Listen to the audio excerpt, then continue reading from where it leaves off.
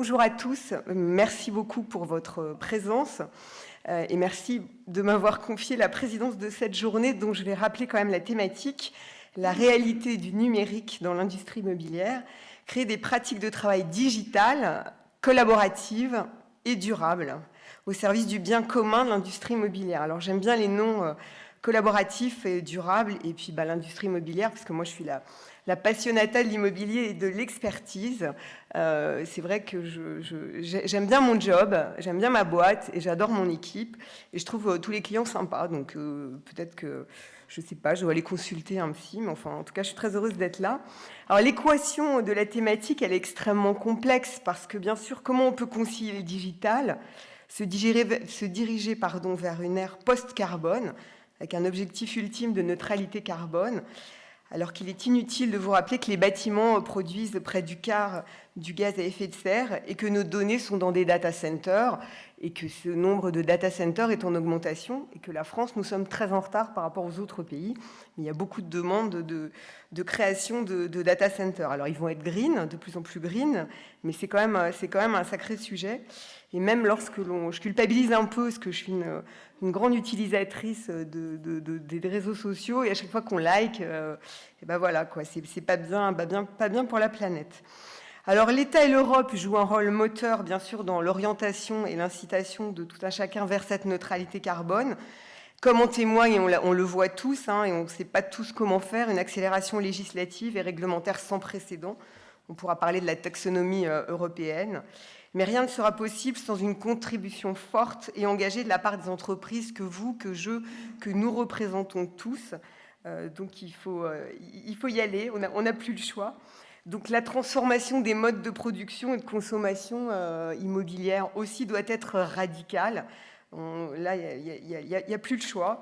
Et comme l'a rappelé le secrétaire général de l'ONU, on en parlait avec Eric David début octobre, si nous voulons atteindre l'objectif de zéro émission nette d'ici 2050, il est essentiel que toutes les autorités montrent la voie en misant sur l'utilisation de matériaux respectueux de l'environnement, sur des bâtiments à faible consommation énergétique, des bâtiments résilients et alimentés par les énergies renouvelables.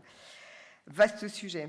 Alors ce matin, et je suis désolée pour ceux qui ont lu le document, je vais reprendre des travaux, je suis membre de l'ORIE, et on a mené des travaux avec Jonathan Seban de Sogaris entre 2019 et toute l'année 2020. Donc on a commencé en physique, on a continué en Zoom, ça a été hybride, ça s'est plutôt bien passé. Et le thème, c'était immobilier, innovation et Covid-19, un ménage à trois. Et je vais juste, en fait, prendre... Il y a la documentation, elle est large, bien évidemment. On a travaillé 1 an, on était une vingtaine de personnes dans ce groupe de travail. Et d'ailleurs, on a eu Sabine Desnaux de Gessina qui intervient dans une des tables rondes sur tout ce qui est innovation. Et alors, en fait, pour moi, je voulais vraiment vous inciter au sein de vos groupes à mettre en avant toute cette innovation. Alors, c'est un levier de transformation majeur, l'innovation. Ça bouscule beaucoup de secteurs de l'économie moderne. Et l'immobilier n'échappe en rien à ce phénomène. Et lors de notre groupe de travail, on s'est aperçu qu'en fait, l'immobilier était quand même en retard sur cette innovation. Alors, bien sûr, il y a tout ce qui est BIM, Business Intelligence Modeling, le Big Data, on va en parler toute cette journée, tout ce qui est Business Process Automation, mais également les constructions bois, les nouveaux usages, le coworking, le co-living, dans toutes les tables rondes, on l'évoquera. Et alors, le secteur immobilier ne dit qu'une partie infime en R&D. Donc, il y a eu des travaux d'EY en 2016 et les dépenses en recherche et en développement ne s'établissaient qu'à 0,1% de la valeur ajoutée des entreprises dans les filières de la construction et de la promotion, c'est-à-dire 24 fois moins que dans le reste de l'économie française. Or, ces 2 filières représentent 38% de la valeur ajoutée en 2018. Donc, je prêche pour cette innovation. Alors, dans l'immobilier, on a tout ce qui est PME et grands groupes qui investissent dans les startups de la PropTech. Toutefois, on voit bien que ces stratégies d'intégration, ça reste très disparate d'une entreprise à l'autre. Alors, de plus en plus de laboratoires d'innovation sont nichés au sein de ces entreprises et voient le jour. Et le rôle même du directeur de l'innovation évolue. Alors, avec plus ou moins de responsabilités, on avait fait toute une enquête. Et c'est vrai qu'on souhaiterait, enfin, ce groupe de travail, la conclusion, on souhaiterait que ces directeurs de l'innovation soit pas dans un petit coin dans les sociétés, mais vraiment dans les comités de direction, les COMEX ou les boards, pour être vraiment prégnant. Et le sujet, c'est qu'il ne faut pas non plus que ça parte que du comité de direction, mais l'innovation, c'est tout le monde. Hein. Donc il y a des sociétés qui ont su bien le faire, Sabine Desnos en parlera, où en fait, il faut interroger toutes les strates dans une entreprise, parce que tout le monde peut avoir la petite idée qui change. Alors dans cette étude, on avait conclu à 5 sujets d'amélioration. Il y a bien sûr les financements. Les financements, on en parlera tout à l'heure, mais il faut vraiment accélérer, améliorer l'accès au financement. Je sais qu'il y a la journée BPI aujourd'hui qui est à Bercy. Mais vraiment, en France, on a une taille critique de start-up. Et après, à part des acteurs comme la BPI, on voit bien qu'il y a des gros problèmes de financement. Et les licornes, elles sont plutôt américaines. Et là, on voit bien sur la PropTech que les Anglais sont passés largement devant nous. Alors, il y a eu des annonces de Macron la semaine dernière où il veut vraiment améliorer cet accès au financement. Mais sans argent, nous ne pouvons pas faire grand-chose. Donc, positionner l'innovation dans les entreprises au cœur de la prise de décision, j'y reviens pas, mais je vous l'ai dit juste avant. Donc, ce n'est pas le directeur de l'innovation qui fait seul la capacité d'innover, mais c'est son positionnement dans le groupe. Et donc, ça, c'est vraiment très important. Alors, ensuite, il faut améliorer, on n'en parle peut-être pas aujourd'hui, mais améliorer le lien entre les universitaires et les professionnels au travers de la création d'un pôle de compétitivité de la PropTech. Je crois qu'on laisse un peu trop le monde. Il y a le monde des étudiants, il y a les entreprises, et on voit bien qu'on a beaucoup d'étudiants, on a des écoles formidables en France qui partent à l'étranger.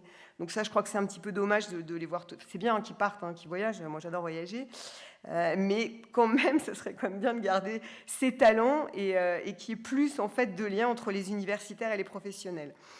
Alors ensuite, il y a le sujet, parce que je suis expert en évaluation immobilière, c'est attribuer une valeur à l'usage et pas seulement à l'actif. On en parlait encore hier matin avec des personnes qui travaillent sur le booster du réemploi pour le réemploi des matériaux. Oui, nous, on a des modèles, on a la charte de l'expertise, est-ce qu'on peut la faire changer ?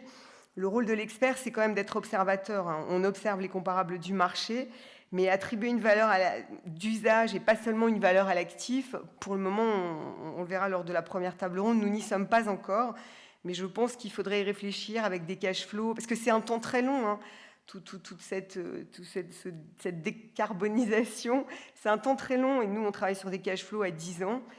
Donc comment faire en sachant que les fonds, il y a des fonds qui ont une durée de 5 ans, de 10 ans, mais rarement plus. Bon, sauf les compagnies d'assurance où là c'est plutôt de la détention long terme.